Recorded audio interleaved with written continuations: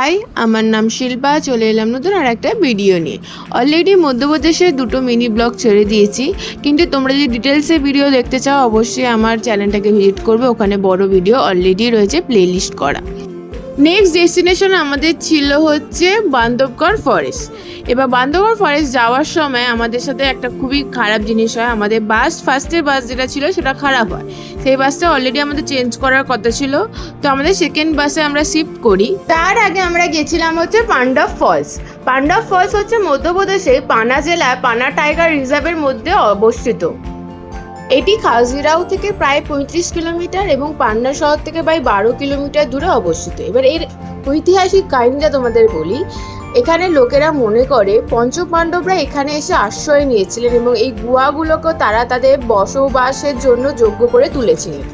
এখানে অনেকেই মনে করে যে এই গুহার নিচে অনেক জায়গায় তারা শয়নকক্ষ ছিল।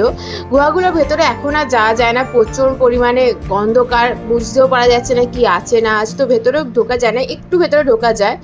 তো ওখান থেকে বেরিয়ে আমরা যাই অন্য বাস শিফট করি। তো অন্য বাসটা যেতে যেতে মাঝ রাস্তায় আমাদের খারাপ হয়ে যায়, আর ওখানে আশেপাশে কিচ্ছু ছিল না, পুরো অন্ধকার। ভাগ্যবশত আমার বাপির সাথে যা ছবি দেওয়া আছে, ওনার বাড়িটা সামনে ছিল, উনি আমাদের সবাইকে বসার সুযোগও করে দেয়। ওখানেই আমাদের রান্না করে খাওয়া দাওয়া করা হয়। পরবর্তীকালে মুগলি রিসর্ট থেকে আমাদের গাড়ি পাঠানো হয় এবং রাত 1টার সময় আমরা মুগলি রিসর্টে ভিজিট করি এবং পরের দিন সকাল 6টা থেকে আমাদের বান্ধবগড় ফরেস্টে ভিজিট ছিল।